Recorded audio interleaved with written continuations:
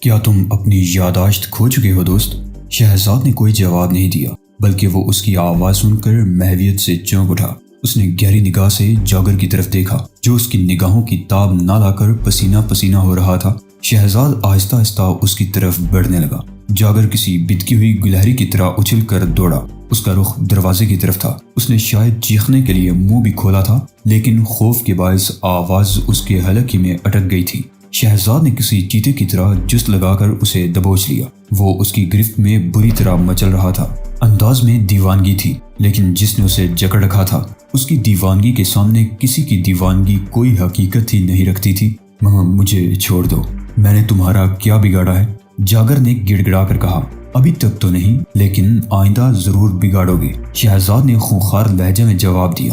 تم یہ فرض کر لو کہ تمہیں تمہارے کسی جرم کی قبل از وقت سزا مل رہی ہے، پھر سزا دینے کے لیے ضروری تو نہیں کہ جرم کرنے کا انتظار بھی کیا جائے۔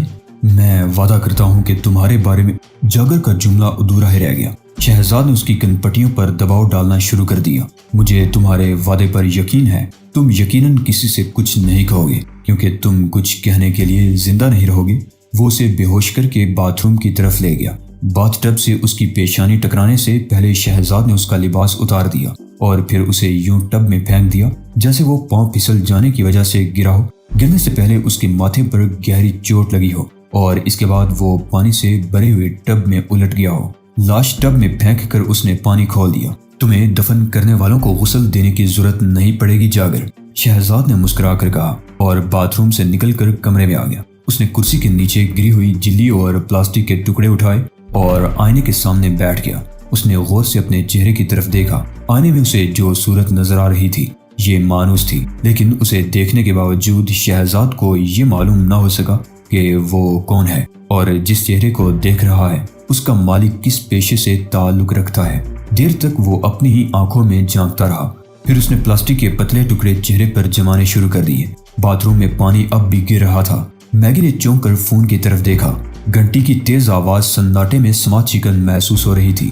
اس نے ایک لمحے کے لیے سوچا کہ اسے کال سننی چاہیے یا نہیں، پھر وہ بستر سے اٹھ کھڑی ہوئی اور آہستہ آہستہ فون کی طرف چلنے لگی۔ اس کا دل شدت سے دھڑکنے لگا تھا۔ وہ سوچ رہی تھی کہ یہ کس کی کال ہو سکتی ہے۔ ہیلو، ایک مردانہ آواز سنائی دی۔ ہیلو، میگی نے آواز پہچانتے ہوئے ناگواری سے کہا۔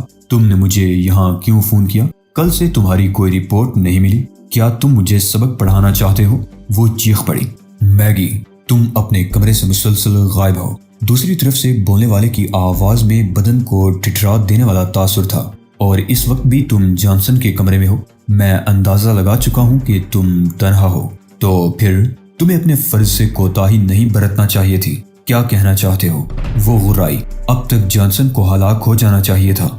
وہ اپنی یادداشت کھو چکا ہے اور میں ابھی تک نیمراف کے محل جانے میں بھی کامیاب نہیں ہوئی، اس لیے شٹ اپ۔ دوسری طرف سے بولنے والے کا لہجہ بے حد بگڑا ہوا تھا۔ تمہیں کل صبح کا سورج طلوع ہونے سے پہلے پہلے جانسن کو قتل کر دینا ہوگا، ورنہ وہ غرائی، ورنہ اس کی جگہ تمہاری لاش اٹھے گی۔ دوسری جانب سے بے انتہا سرد لہجے میں کہا گیا اور اس کے ساتھ ہی سلسلہ منقطع ہو گیا۔ میگی کو یوں محسوس ہوا جیسے اس کا پورا جسم یکایک سرد پڑ گیا ہو۔ وہ سر سے پاؤں تک کسی نازک پتے کی طرح کانپ گئی۔ اس کے جس ہاتھ نے ریسیور تھام رکھا تھا وہ یکایک مفلوج سا محسوس ہونے لگا۔ ریسیور کئی من وزنی ہو گیا اور اس کی انگلیاں اس بوجھ کو اٹھانے میں ناکام ہونے لگی۔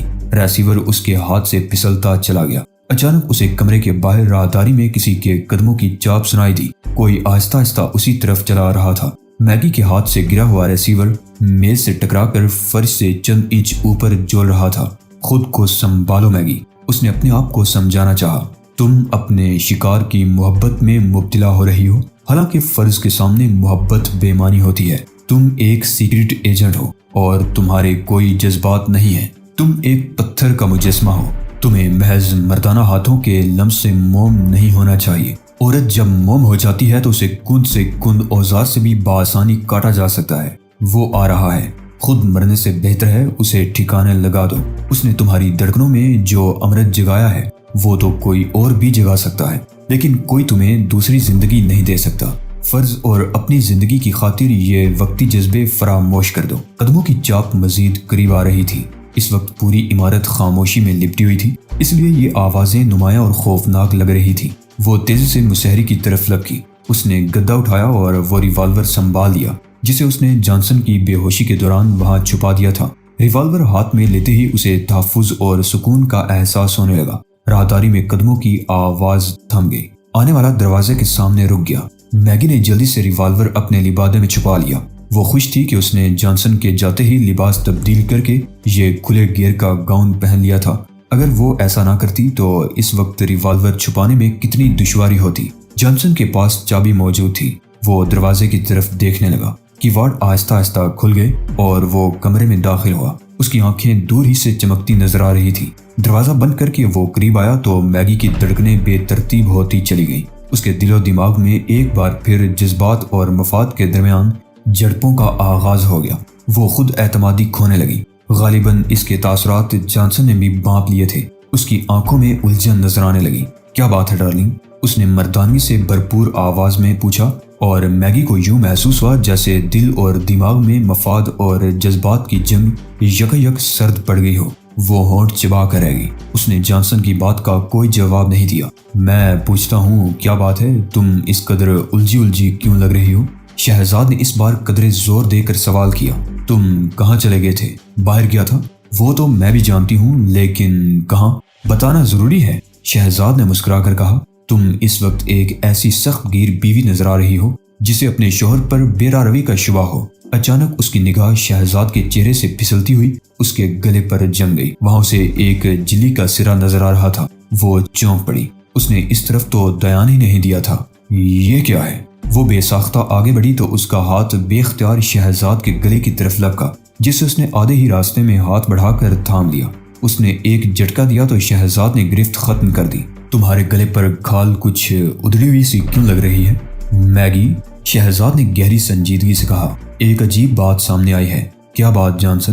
تم جلدی سے بتاتے کیوں نہیں؟ میں جانسن نہیں ہوں، شہزاد نے بھاری آواز میں جواب دیا۔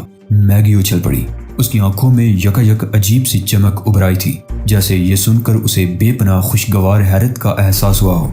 اس نے گہری اور طویل سانس لی۔ وہ دل میں کلمہ شکر ادا کر رہی تھی کہ اس نے جانسن پر فوراً ہی گولی نہیں چلا دی۔ کیا تمہاری یادداشت واپس آ گئی ہے؟ اس نے پرجوش لہجے میں پوچھا۔ تم کون ہو؟ کیا تمہیں پتا چل گیا؟ نہیں، شہزاد نے نفی میں سر ہلاتے ہوئے سوگواری سے کہا، لیکن ایک شخص نے میرا اصل چہرہ دیکھ کر بتایا ہے کہ میں جانسن نہیں ہوں۔ اس نے دزدیدہ نظروں سے میگی کی طرف دیکھا، جس کے ہونٹ ہی نہیں پورا چہرہ مسکرا اٹھا تھا۔ تم یہ جان کر بے حد خوش دکھائی دینے لگی ہو کہ میں جانسن نہیں ہوں، شہزاد نے اس کی آنکھوں میں دیکھتے ہوئے کہا۔ کیا بات ہے میگی؟ پھر تم کون ہو؟ میگی نے مسکراہٹیں دبا کر سوال کیا۔ یہی سوال میں تم سے بھی کر سکتا ہوں۔ ماما، میں… وہ ہکلا گئی۔ کیا تم بھی یادداشت کھونے والی کوئی عورت ہو؟ نہیں، میگی نے ایک طویل سانس لے کر کہا۔ پھر بتاؤ کہ تم کون ہو؟ شہزاد نے اس کی آنکھوں میں دیکھتے ہوئے کہا۔ میں میگی نہیں ہوں، اس نے دھیمی آواز میں جواب دیا۔ شہزاد ہنس پڑا۔ اس میں ہنسنے کی کیا بات ہے؟ میگی نے بوکھلا کر کہا۔ یہی کہ میں جانسن نہیں ہوں اور تم میگی نہیں ہو، تو پھر ہم دونوں کون ہیں؟ اس نے ہنسی ضبط کرتے ہوئے کہا۔ میں تو اپنے بارے میں جانتی ہوں، میگی نے مسکرا کر کہا۔ تم میرے بارے میں بھی تو جانتی تھی کہ میں جانسن ہوں۔ تمہارے چہرے پر جو میک اپ ہے یہ جانسن کا میک اپ ہے۔ نہیں، یہ جانسن کا اصلی چہرہ نہیں ہے۔ میگی نے کوئی جواب نہیں دیا۔ کیا تم نے جانسن کو کبھی اس کے اصلی حلیے میں دیکھا ہے؟ میگی نے اس بات میں سر ہلا دیا۔ تو پھر تم میری صورت دیکھ کر بتا سکتی ہو کہ میں کون ہوں، شہزاد نے کہا اور اس کی انگلیاں اپنے گلے پر گھومنے لگی۔ اس نے جلی کا قدرے ابھرا ہوا حصہ تھام لیا اور اسے ادھیڑنے لگا۔ اس نے جلی الگ کر کے پلاسٹک کے نرم ٹکڑے بھی ہٹا دیے اور میگی کی طرف دیکھنے لگا۔ میگی کی نگاہ اس کے چہرے پر منجمد ہو کر رہ گئی۔ اس کی آنکھیں غیر معمولی حد تک پھیلی لگ رہی تھی اور اس کے بالائی دڑ کا زیرو بم اس کی ہیجانی کیفیت کا اظہار کر رہا تھا۔ تم واقعی جانسن نہیں ہو، اس نے سرسراتی ہوئی آواز میں کہا۔ پھر میں کون ہوں؟ شہزاد غرایا اور اس نے دونوں ہاتھوں سے اپنا سر تھام لیا۔ وہ کچھ دیر اسی حالت میں بیٹھا رہا، پھر اس نے میگی کی طرف دیکھا۔ میگی، میں اس صورتحال سے بے پناہ الجھن محسوس کر رہا ہوں۔ کیا میں تم سے توقع کر سکتا ہوں کہ اپنے بارے میں جو کچھ بھی بتاؤ گی وہ درست ہوگا؟ میں جانسن کی ساتھی نہیں ہوں، میگی نے دھیمی آواز میں کہا۔ نہ جانے کیوں اس کا جی چاہ رہا تھا کہ اس نوجوان کے سامنے اپنا دل بے دھڑک کھول کر رکھ دے۔ میں ایک سرکاری ایجنٹ ہوں اور مجھے یہاں چند انسان دشمن آدمیوں کو ٹھکانے لگانے کے لیے بھیجا گیا تھا۔ جانسن بھی ان میں شامل تھا۔ मैगी ने इस बात में सर हिला दिया। ओह, तो गोया तुमने जॉनसन को हलाक कर दिया, और फिर जब मैं अपनी याददाश्त खो बैठा तो तुमने मेरे चेहरे पर जॉनसन का मेकअप कर दिया, यही बात है ना? नहीं, मैंने तुम्हारे चेहरे पर मेकअप नहीं किया, मैगी ने जवाब दिया, और ना ही मैंने जॉनसन को हलाक किया है। फिर वो कहाँ गायब हो गया है? मुमकिन है तुमने ही उसे कत्ल किया हो सकता है, शहजाद बड़बड़ाया। तो तुम बरतानवी एजेंट हो? उसने मैगी की तरफ देखा, जो ये बात सुनकर बुरी तरह उछल पड़ी। तुम्हें कैसे मालूम हुआ? उसने तेज आवाज में कहा। मैंने अपने बारे में बताते हुए कहा था कि मैं एक सरकारी एजेंट हूँ। फिर तुमने? मैगी, शहजाद ने उसका हाथ थाम लिया। मेरे करीब बैठ जाओ और मुझे सब कुछ बता दो। मैं वादा करता हूँ कि तुम्हें कोई नुकसान नहीं पहुंचाऊंगा और तुमसे हर मुमकिन ताउन करूंगा। मैगी कुछ देर खामोश रही और उलझी सी रही। फिर उसने शहजाद से पहली मुलाकात और अपने बारे में सब कुछ तफसील से बता दिया। उसने इस बात की भी वजाहत की कि यहाँ आने का मकसद क्या है और उसके क्या क्या अज़ाइम हैं। गोया तुम निमराफ का मिशन नाकाम बनाना चाहती हो। सिर्फ मैं ही नहीं, दुनिया के सारे ममालिक इस सिलसिले में कोशां हैं, मैगी ने जवाब दिया। मुझे उम्मीद है कि हर मुल्क का कोई ना कोई एजेंट यहाँ आ चुका है, और इसी रोशनी में मुझे ये तवक्को बंध गई है कि तुम भी किसी मुल्क के एजेंट ही हो। तुम किराए के कातिल हरगिज नहीं हो सकते। शहजाद ने इस बात में सर हिला दिया। हो सकता है तुम्हारा ख्याल दुरुस्त हो, उसने कहा, लेकिन जब तक इस राज से पर्दा नहीं उठता कि असली जॉनसन कहाँ है और मैं उसके बेस में यहाँ कैसे आ गया, उस वक्त तक हतमी तौर पर कुछ भी नहीं कहा जा सकता। तुम किसी अच्छे डॉक्टर से क्यों नहीं मिलते? नहीं, ये राज फिलहाल हम दोनों के दरमियान रहना चाहिए, शहजाद ने कहा। मैं महसूस कर रहा हूँ कि तुम्हें शरीके राज बनाकर मुझसे गलती सरजद हो रही है, लेकिन इस वक्त मैंने खुद को उस ताकत के दायरे पर छोड़ रखा है जो मेरे अंदर मौजूद है और मेरी गुमनाम शख्सियत के बावजूद रहनुमाई कर रही है। इस ताकत ने मुझे एहसास दिलाया है कि तुम एक ऐसी औरत हो जिसे हलाक नहीं होना चाहिए, वरना यकीन जानो मैं आज तुम्हारा खात्मा कर देता। कुछ ऐसा ही मामला इधर भी है, मैगी ने मुस्कुरा कर कहा। क्या मतलब? तुम्हारी आमद से कुछ ही देर कबल मुझे सख्ती से हुक्म दिया गया था कि तुम्हें कत्ल कर दिया जाए। मैं इसके लिए खुद को तैयार कर चुकी थी, लेकिन क्या? किसी अनजाने जज्बे ने मुझे एहसास दिलाया कि तुम जॉनसन नहीं हो, इसलिए तुम्हें कत्ल नहीं करना चाहिए। उसने अपने लिबादे से रिवॉल्वर निकालकर शहजाद की तरफ बढ़ा दिया। मुझे हैरत हो रही है कि तुम्हारी शख्सियत ने मुझे किस हद तक मुतासिर किया है। ये तुम्हारी शख्सियत का सहर ही था कि मैंने तुम्हारी बेहोशी के दौरान में भी तुम्हारा मेकअप खत्म करके असल चेहरा देखने और ये तस्दीक करने की जरूरत ही महसूस नहीं की कि तुम जॉनसन हो। इसकी वजह गालिबन ये रही होगी कि तुम्हें मेरे जॉनसन होने का 100% यकीन था। शहजाद ने मुस्कुरा कर कहा। अब तुम क्या करोगे जॉनसन? जॉनसन, शहजाद ने दोहराया। हाँ, जब तक मेरी हकीकी शख्सियत बेनकाब नहीं हो जाती मैं जॉनसन ही बना रहूंगा। तुम निमराफ से मिलते रहो। तुम निमराफ से मिले थे? मैगी ने अचानक ही सवाल किया। हाँ, लेकिन इस मुलाकात के सिलसिले में तुम्हें फिलहाल कुछ नहीं बताऊंगा। क्यों? मैं चाहता हूँ कि तुम मुझ पर अंधा एतमाद करो। कोई औरत अपना आप उस वक्त तक मर्द के कदमों पर निछावर नहीं करती जब तक उस पर एतमाद ना हो। एतमाद ही निस्वानियत की असल कीमत है। ये कीमत कभी कभी चंद सिक्कों तक भी महदूद हो जाती है। इसलिए इन बातों को छोड़ो और खुद को काबू में रखो। मुझे उम्मीद है कि बहुत जल्द मैं अपने बारे में किसी ठोस नतीजे पर पहुंच जाऊंगा और मेरा मिशन, इसे फिलहाल मुलतवी कर दो। हेडक्वार्टर मेरा दुश्मन हो जाएगा, परवाह ना करो। मेरे होते हुए कोई तुम तक नहीं पहुंच सकता, लेकिन मैं उन्हें क्या जवाब दूंगी? कुछ भी कहकर मुतमईन कर देना, शहजाद ने कहा और उस रिवॉल्वर को नीम व नजरों से देखने लगा जिसे उसने मैगी के हाथ से लिया था। फिर वो फोन के उस गद्दे की तरफ मुतवज्जे हो गया जिसकी दलदल में निर्माटे पोशीदा थी।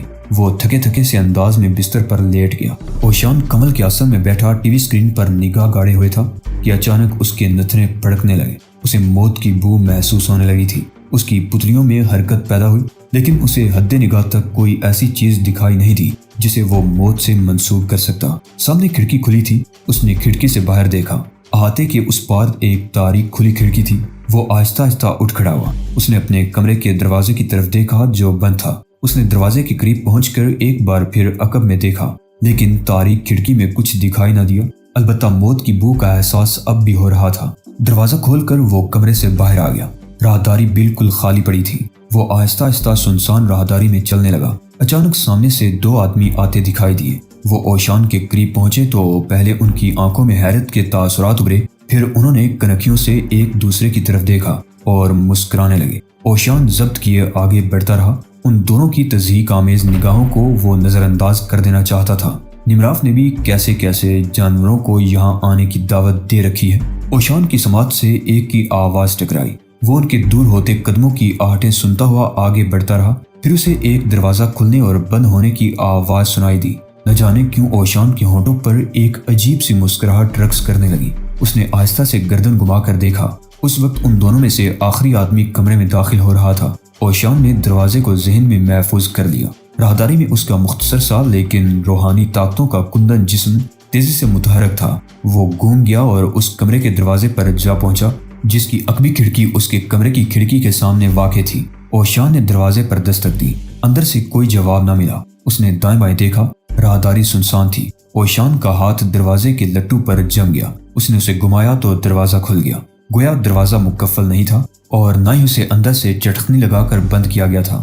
دروازہ کھلتے ہی اوشان کو موت کی بو مزید تیز محسوس ہونے لگی۔ وہ کمرے میں داخل ہوا اور اس نے عقب میں دروازہ بند کرتے ہوئے غور سے ادھر ادھر دیکھا۔ کمرے میں کوئی غیر معمولی بات نظر نہ آئی۔ ہلکی روشنی کا ایک بلب اس کمرے میں روشن تھا۔ وہ دوسرے کمرے میں آ گیا۔ اس تاریک کمرے میں وہ کھڑکی تھی جسے اوشان اپنے کمرے کی عقبی کھڑکی بآسانی دیکھ سکتا تھا۔ اس نے کمرے میں قدم رکھتے ہی غسل خانے میں پانی گرنے کی آواز سنی۔ اس کا ہاتھ آہستہ آہستہ لائٹ کے سوئچ کی طرف بڑھ گیا۔ اگلے لمحے کمرہ روشنی میں نہا گیا۔ اوشان نے باتھ روم کی طرف دیکھا۔ باتھ روم کا دروازہ بند تھا۔ اس کمرے میں آ کر اسے پسینے، خوف اور موت کی شدید بو محسوس ہونے لگی اور اس کے نتھرے پھڑکنے لگے۔ وہ آہستہ آہستہ باتھ روم کی طرف بڑھ گیا۔ باتھ روم کا دروازہ باہر سے بند تھا۔ اس نے آنکھیں نچائیں۔ ظاہر ہے غسل خانے میں نہانے والے نے دروازہ باہر سے بند نہیں کیا ہوگا۔ اسی لمحے اسے ایک اور عجیب سا احساس ہوا۔ اس احساس نے اسے چاروں طرف دیکھنے پر مجبور کر دیا، لیکن کوئی خاص چیز دکھائی نہیں دی۔ یہ شہزاد کی موجودگی کا احساس تھا جسے اوشان نے کافی دیر بعد محسوس کیا تھا۔ اس کا دل شدت سے دھڑک اٹھا۔ اس کی مٹھیاں بچ گئیں۔ فوراً ہی اس کے ذہن میں یہ خیال گھوم گیا کہ کیا اس کا شاگرد موت سے ہمکنار ہو گیا ہے۔ اس نے باتھ روم کا دروازہ ایک جھٹکے سے کھول دیا۔ سامنے باتھ ٹب میں ایک لاش تیر رہی تھی۔ اوشان دیر تک اسے دیکھتا رہا۔ یہ شہزاد کی لاش نہیں تھی۔ اس نے ایک طویل سانس لی۔ اس کا مطلب تھا کہ شہزاد کچھ دیر قبل اس کمرے میں موجود تھا اور لاش کی حالت بتا رہی تھی کہ اسے شہزاد ہی نے ہلاک کیا ہے۔ اوشان کی آنکھوں میں سوچ کی پرچھائیاں رقص کرنے لگی۔ اس نے دروازہ بند کر دیا، لیکن اسے باہر سے کنڈی نہیں لگائی۔ وہ تیزی سے بیرونی دروازے کی طرف چل دیا۔ ابھی وہ دروازے سے چند قدم کے فاصلے پر تھا کہ اچانک دروازہ ایک جھٹکے سے کھل گیا۔ اوشان رک گیا۔ دروازے کے فریم میں ایک لڑکی کھڑی تھی۔ لڑکی اسے دیکھ کر چونک پڑی۔ جاگر کہاں ہے؟ اس نے پوچھا۔ اور تم کون ہو؟ اوشان ایک طرف ہٹ کر دیوار سے ٹیک لگائے کھڑا ہو گیا۔ اس کی چمکدار آنکھیں لڑکی کا جائزہ لے رہی تھی۔ لڑکی کا چہرہ آوارگی کی تصویر تھا۔ اس کے بال بکھرے ہوئے تھے اور اس کی آنکھوں میں بھوک انگڑائیاں لے رہی تھی۔ اوشان کے ہونٹ نفرت سے بھیج گئے۔ وہ اس لڑکی کے سامنے سے ہٹ جانے کا منتظر تھا تاکہ کمرے سے نکل سکے۔ جاگر! لڑکی نے زور سے پکارا۔ وہ 2 قدم اندر آ گئی۔ جیسے ہی وہ جاگر کو آوازیں دیتی ہوئی آگے بڑھی، اوشان دروازے سے باہر آ گیا۔ وہ راہداری میں تیز تیز چلنے لگا۔ ابھی وہ موڑ سے گھما ہی تھا کہ اس کی سماعت سے ایک تیز نسوانی چیخ ٹکرائی۔ دہشت میں ڈوبی ہوئی اس آواز نے ماحول کو کانپ جانے پر مجبور کر دیا اور سناٹے میں ڈوبی ہوئی عمارت کے در و دیوار اس چیخ سے گونج اٹھے۔ اوشان کی رفتار مزید تیز ہو گئی۔ وہ سنسان راہداری کے آباد ہو جانے سے پہلے اپنے کمرے میں پہنچ جانا چاہتا تھا۔ اس کے قدم تیزی سے اٹھنے لگے اور اس کا لبادہ لہراتا دکھائی دینے لگا۔ یوں لگ رہا تھا جیسے وہ راہداری میں چلنے کی بجائے فرش سے چند انچ اوپر ہوا میں تیزی سے اڑنے میں مصروف ہو۔ ابھی وہ اپنے کمرے کا دروازہ کھول کر اندر پہنچا ہی تھا کہ باہر راہداری میں دروازے کھلنے کی آوازیں پیدا ہونے لگی۔ اوشان نے کمرے کی روشنی بجھا دی اور تاریک کھڑکی میں کھڑے ہو کر اس کھڑکی کو گھورنے لگا جو اس پار دکھائی دے رہی تھی۔ بہرام بے حد پریشان تھا۔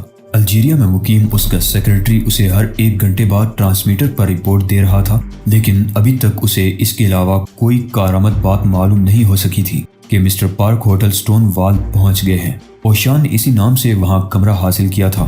اوشان کے سلسلے میں اسے آخری اطلاع یہی ملی تھی کہ وہ اپنے کمرے میں جانے کے بعد اب تک باہر نہیں آیا۔